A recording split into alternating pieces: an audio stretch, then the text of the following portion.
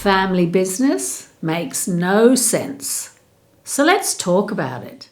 G'day, I'm John Kenfield, the Family Business Solutionist, broadcasting again from Melbourne in Australia. This is another video in the series titled Family Business as a Concept Makes No Sense because of the conflicts that naturally arise. Today we're talking about cause of conflict number 3, mindsets. My observation is that when people are in a bad mood, we tend to either avoid them or do something to try and cheer them up to get them back to normal. And then when they're in a better mood, they're more pleasant to be with, and they're much more likely to be willing to work with us to do things that we want to do or just have fun. When unattractive behaviours get locked in rather than just be the result of something unfortunate that's happened, a bit of bad news that's occurred, an accident, a pain, not feeling that well, those are fleeting moods and they pass through.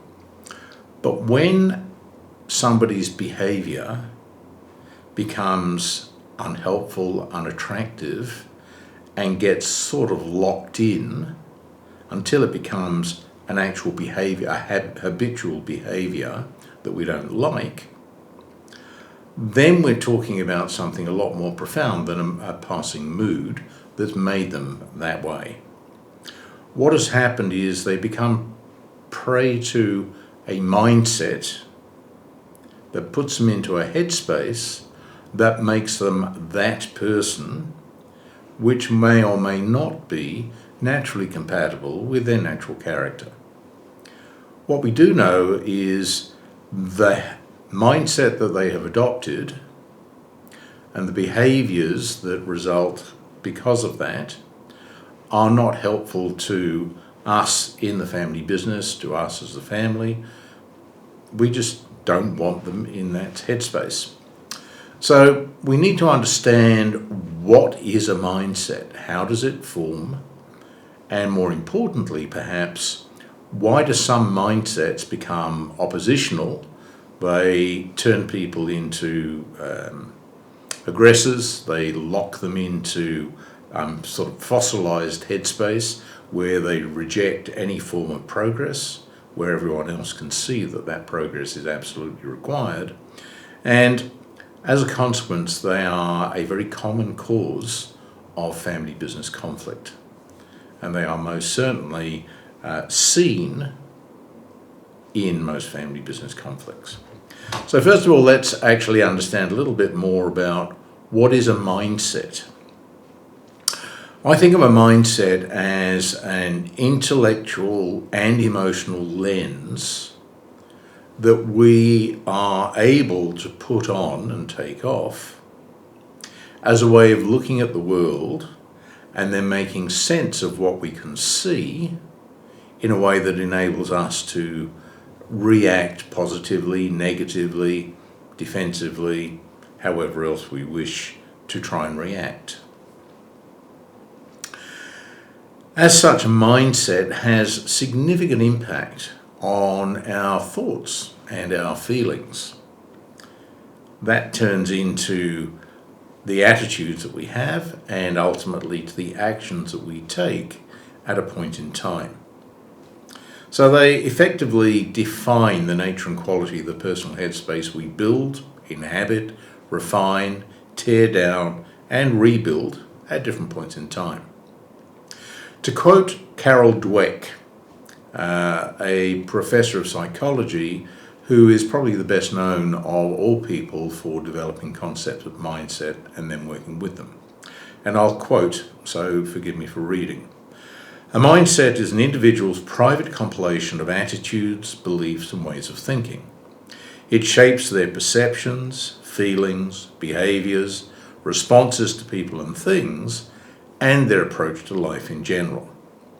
They also influence the way we perceive and react to challenges, approach opportunities, handle problems and setbacks, achieve personal growth, and build or damage relationships through the way we interact with others.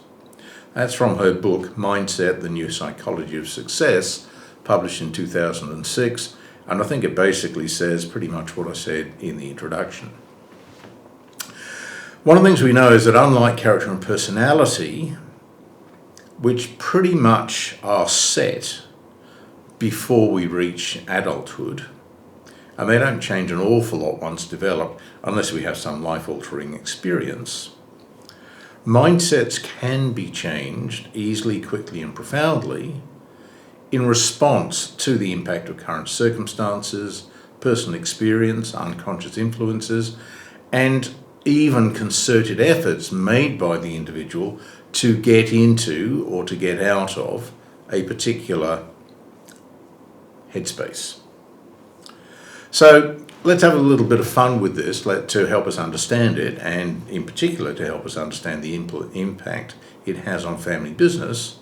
And let's have a look at some different types of mindsets. These are pretty much invented, other than the first couple, to understand what the implications of a particular mindset may be, and then to work out what do you need to do about it if somebody's in a mindset which is not a mindset that we want them to be in for the situation that we're in. Now, going back to the Carol Dweck stuff, she is famous for identifying the two most obvious categories of mindset being fixed mindset and growth mindset. People with fixed mindsets tend to be traditionalists, they tend to be conservative, they tend to want to avoid change because they see change as dangerous. These are people who are comfortable and may be very effective within their existing comfort zones. They don't want to get outside the comfort zone into the learning zone, and they may even prefer to continue to suffer known pains and problems rather than take the risk of making an effort to solve the problem in the hope that things will be better, because they simply don't think things will get better. They would rather stay where they are not adventurous individuals. Now, the problem with fixed mindsetters is they make life very frustrating for people who want to progress. And one of the biggest problems in family business is that as people get older, they become less willing to entertain the idea of change. And of course, the big change that happens in every family, continuous family business, is the once in a generation process that takes place during succession. Now, if you've got somebody with a fixed mindset, the last thing they want is succession, because succession means all change. So if everybody can see the need for a renewal, refreshment, a handing over of the business, in particular to maintain competitiveness by bringing in fresh ideas from younger people, if you have a patriarch or matriarch business owner with a fixed mindset, they are going to be a major blockage. And that might mean you need to bring your family business advisor in as a plumber with their plunger to unblock that particular problem. And I think I find myself in that role a lot of the time these days, where you've got complete full functioning individuals who fossilized because they have taken a fixed mindset to an extreme and they just oppose change for no good reason. The opposite of a fixed mindset is a growth mindset. And these people who have a growth mindset, believe everything and everyone can be improved. You've just got to put the effort in to make it happen. These are far more optimistic individuals than the fixed mindsetters, and therefore, at the simplest level, if you have people with a growth mindset and people with a fixed mindset in the family business, they will almost certainly end up in conflict. Now, you need to unpack why did those mindsets develop, as I said a bit earlier on. But once you recognize, once you can label this person has a fixed mindset, it gives you a lot of clues and strategies for what you need to do to change that mindset and to get them into a more comfortable place. It also enables you to work with people with a growth mindset to help them understand these guys have got a fixed mindset. That is why your very sensible suggestions are not getting anywhere with them. So let's work out how we negotiate more effectively to introduce the changes you want to see and the business and the family perhaps need to see. So taking this a bit further and moving beyond the idea of just that simple division, let's think of a couple of other types of character that we find. There are people with solution-oriented mindsets, and these are people with typically a bit of a messiah complex who run around trying to fix everybody else's problems. They actually feel they are at their most useful, doing their most meaningful and best work when they are solving problems. Now, that doesn't mean they go looking for problems that don't exist, but it means the moment they do see a problem, out comes a Swiss Army knife, which is a problem if it's a relationship issue, may not be appropriate, but they are going to want to try and help fix problems.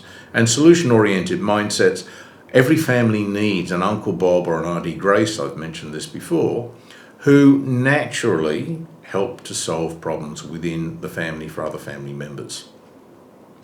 Another important type of mindset that we often see, and these are not either or, sometimes they are additive, is the abundance mindset. The person who believes there is enough to go around. There are always adequate resources, you just got to find them. There is always enough goodwill, you just got to activate it. And no matter what is going on, it's just a stepping stone to the next piece of success and happiness, even though that might have been a temporary setback. So people with abundance mindsets can be infuriatingly positive to people who don't have abundance mindsets, and we'll talk about those in a moment, because nothing seems to put them down. They always see an opportunity around the next corner. As a fly fisherman, my experience has always been you can fish for 10 hours and you still think that round the next corner will be the best fish of the day, even though the next corner is exactly the same as the previous 300 corners you've been around. The opposite of the abundance mindset is the scarcity mindset. The person that doesn't believe there are sufficient resources or goodwill or optimism or capability or staff around to solve whatever problem they've got. And they consequently don't go looking, which reinforces the fact they don't think there's enough around. So the scarcity mindset person is going to be in natural conflict with the abundance philosophy mindset individual. And this is where personality profiling is useful, because personality profiling shows us behavioral preferences and tendencies, and it helps us to understand what somebody is and why they think and act and speak the way they do. And using things like mindsets as a way of creating extra labels is simply another way of identifying what drives a person, what stops a person, and from there we can work out what do we need to do to work with them more effectively and to get them to do what we want them to do when we want them to do it, and to do it the way we want them to do it. Let's go into another couple that are based on my experience of working with an awful lot of family businesses over the years, and I call these the augmenter and the diminisher mindsets. The augmenter mindset is one that is endlessly encouraging. They are always trying to lift others by giving them encouragement and trying to improve their performance and circumstances by looking at the positives and adding and complementing. Doesn't mean they're doing it blindly, but they believe that by putting their own emotional investment and positivism into the situation, they will lift other people and circumstances and prospects of success. So the augmenters are good people to have around so long as you can put them back in their box when they start to get irritating because they're too positive. The opposite, and I think by far the more dangerous individual, is the person with the diminisher mindset. Now these are phrases that I've invented in my practice. The diminisher mindset, and you can spot them, I think, because they are the people who use the word little when talking to others. So they will talk about, how's your little project going? How are you getting on with your little friend? And that person is not a little person. And that project may not be a small and insignificant project. But what they are doing is using language to diminish the status and value and importance of whatever the other person is involved with. One can only imagine as a way of trying to pull them down to their own sad level. Because diminishers usually are going to be depressives. They're not going to be happy people full of bouncy positivism, at least most of the time. And I think that what they are doing is basically pulling other people down into a misery loves company sort of scenario, where they don't want other people to be happy, and even unconsciously, they just drag them down. And diminishers are really frustrating people to be around. Unfortunately, in a lot of marriages, one partner, particularly this ties in with the ages and stages stuff we'll talk about in another video, when one partner starts to get sad, for example, a mother whose kids have grown up and they don't feel they have a role, they haven't yet found their next role in life, I see a lot of those individuals, both in family businesses and socially, starting to talk down to others and diminishing their happiness as a reflection of their own sadness, their own lack of certainty about where life is taking them. And diminishers need to be managed with a great deal of care, or they can be insidiously damaging. They take a salami slice out of other people's sense of positivism and optimism at any given time, and eventually drag other people into depression. And if you've got two depressives in a relationship, they're going to feed off each other and it's unlikely you're going to have a good long-term outcome. Taking a look at a couple of others, we'll whip through these fairly quickly. There are people with entrepreneurial mindsets, entrepreneurial personalities. These guys can't be stopped. They are just ultra competitive, they're there to win, and nothing slows them down.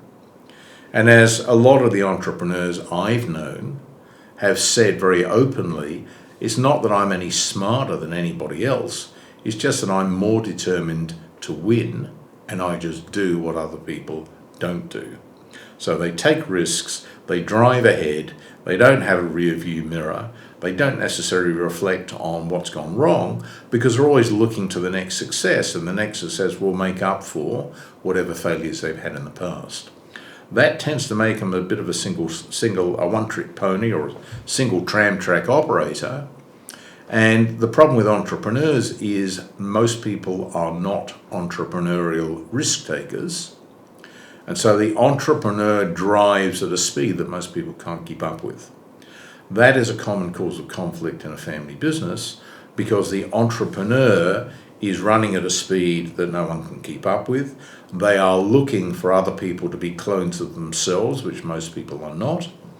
In a succession process, they look for their kids to fill their shoes rather than stand on their shoulders, and they ignore the fact that by setting such a furious pace throughout their lives, they have alienated or intimidated often their own children and crushed them down to the point where there's no way they are ever going to be as brutally effective as the entrepreneur. So the entrepreneurial mindset might be very, very successful at creating wealth for the family, and it may well be a role model that people aspire to emulate, but they are also a major cause of conflict in family business, and especially when it comes to sharing toys, sharing responsibility, have other people feel they're included in doing something meaningful, and particularly during succession processes where they wait to see somebody at least as tough as them, it's law of the jungle for them, as tough as them and as progressive as them, stepping up to take over, and there is nobody around because they're all broken and bleeding emotionally through the rampaging of the entrepreneur throughout the last decades. In contrast to the entrepreneur, you can get the stewardship mindset. And the stewardship mindset is held by people who have bought into the idea of long-term family legacy. They see themselves not as owners of the business, but more as stewards of the business, holding it, using it, and improving it for the benefit of future generations. So they're not averse, they're not saintly necessarily, they're not averse to taking reasonable benefits out of the business themselves, but they are driven to hand over something relatively more valuable to the next generation than they themselves inherited.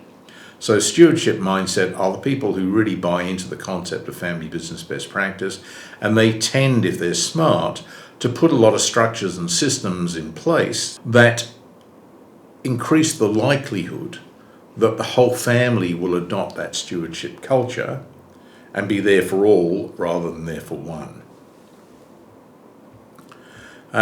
You can contrast that with the idea of the owner mindset. Now, the owner mindset is the opposite of the steward. The person who says, this is my business, or it might be a bunch of siblings, inherited the business and say, we own this business now, we've taken over mum or dad's train set, it's now ours, and we can do what the hell we like with it.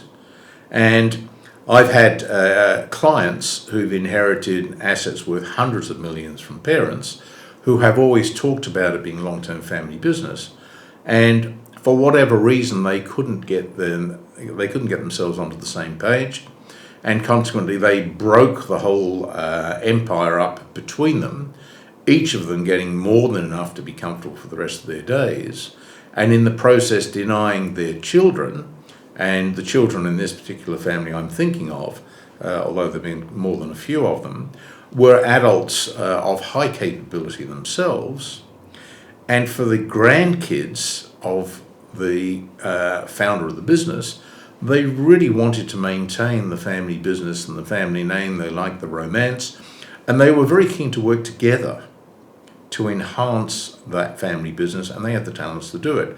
But their parents denied them that opportunity by having an owner mindset, which said, we're taking the money and then you'll just inherit what's left of our estate when we pass on.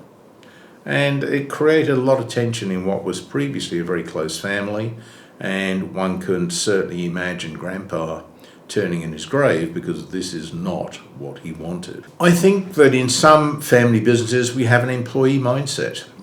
We have family members who just see working in the business as another job. They get what they can out of it. They are not there, they're not invested, they're not into that stewardship thing. They don't really care about the fact it's family business, it's just a job. And the fact that they may not have been able to secure a similar job on similar pay with similar status anywhere else is irrelevant to them. They're just there as employees. If you're in a family business, you don't have many succession options because it's a small business, this can be a problem because that's clearly not a person who is likely to successfully step into a leadership role.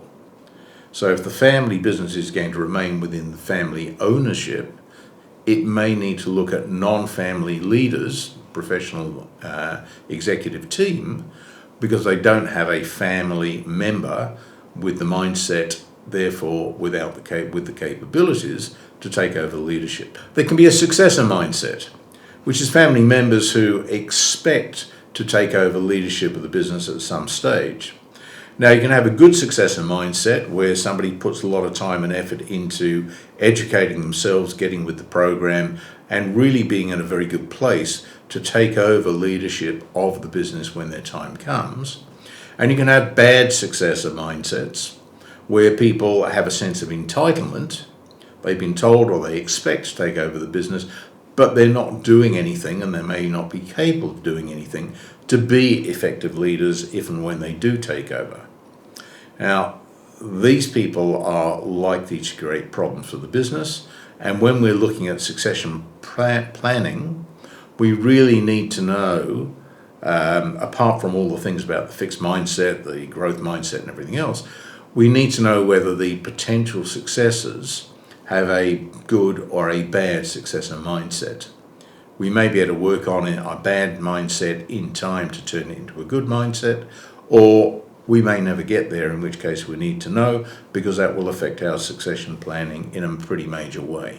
Finally, under these headings, I think of the investor mindset, where you've got somebody in the family, may or may not be working in the business, but they are looking at the family business as an investment, and they expect a good commercial return on that business commensurate with what they might have if they were investing the family's capital in some similar or alternate investment on the open market. These are good people to have around in limited numbers, limited effect, because they hold the blowtorch to family members who are running the business to achieve the sort of results, rather than being lazy and achieve adequate results, but to achieve good results. So long as they don't make too much of a pain in themselves, these are a useful conscience measure on the efforts and the effectiveness of the existing family leadership. So if we looked at a couple of clauses now, just tie it together very quickly. If we looked at a couple of classic clashes, we have the traditionalist or fixed mindset versus the innovative growth mindset. These are, if we've got strong camps with both types of attitudes, you're going to have conflict. If we have people who have short-term versus long-term mindsets, we're going to have people running at different paces, and they're going to have conflict. If we have people with successor versus non-successor mindsets, we're going to have problems, particularly during the succession process, that are going to lead to conflict. And if we have stewards versus owners, or megalomaniacs, as they're sometimes called, then you're going to have massive problems, because some people are going to want to hand the family business on, others are going to want to just say, look, it's all too hard, I want to take the money and run. These are all classic examples of causes of conflict in family business. Finally, if you've got the collaborators versus competitors, a lot of successful family businesses fostered competitive cultures within the family environment, which then translate into education, adulthood, and working careers. Those families tend to create sibling rivalries, because they've always encouraged competitiveness and rewarded success, rather than necessarily training their kids to act collaboratively so they become a powerful family team. And when that turns into competition or co-working in a family business, if you've got people who are naturally collaborative versus people who are naturally competitive, they are going to be marching to very different tunes, and that's going to create great friction between the different individuals. Now we come to strategies and solutions to deal with the problems of mindsets that create conflict. Ideally, families will build into their family and business culture those healthy elements that prevent the adoption of negative and destructive mindsets in any family member. So there's a number of things that families should do as part of their best practice.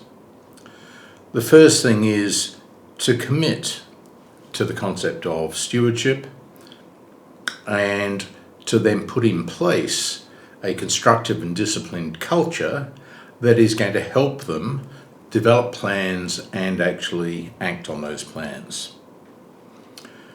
They want to make a point of educating family members, particularly when young, in relevant life skills. This is where they teach them to negotiate. They teach them to not be overly competitive while still maintaining a real interest in getting good outcomes, winning and being successful, not at all costs. And ideally, if there's an expectation that there will be a number of family members working together, teach them how to work as a family team, how to leverage the benefits of diversity and difference, and how to get people, influence people gently to get them into the right sort of headspace and the right mindsets, the right attitudes that will help to ensure the success of the family and success of the business. Linked in with that is the idea of exposing kids at an early age to the concept of emotional intelligence and actually making use of it. Over everything, we want to create that cultural norm that says, as a family, we are unstoppable and we are much better as a group than we are as individuals. So we get people into that collaborative headspace, we get them out of the ultra-competitive mindset, and we program them effectively to go down the pathways of constructive mindsets rather than negative ones. The idea behind talking about mindset is part of the labeling process that I've talked about in previous episodes and will be talking about quite often in the future. Family is one of the biggest problems of conflict, causing conflict, is the avoidance and denial that a conflict exists. The failure to see what's under everybody's noses, and even more than that, then the failure to actually do anything about it. This is a common cause of conflict, and it's something that doesn't become a drama until much later on in the owner's lives, where they're trying to make peace with the big guy upstairs, they're becoming philanthropists, they're looking back, they've achieved material success, they're looking back at the sum total of what they've achieved in their lives and finding it's pretty short of what was really important according to other people. Being a good person, contributing to society, having a strong family, having a close family, enjoying the grandkids, all of those things that tend to become more important once the financial survival issue has been more than adequately dealt with. So if we can give it a name, we can develop a strategy for dealing with it. If we can deal with the mindset, we can change perceptions that can change behaviours, and changed behaviours can reduce or eliminate the conflict in the family business. And that's what we're all about. So thanks for listening. If you've enjoyed it, please subscribe, and I look forward to seeing you at the next video, which is going to be talking about emotional baggage. Thanks for watching.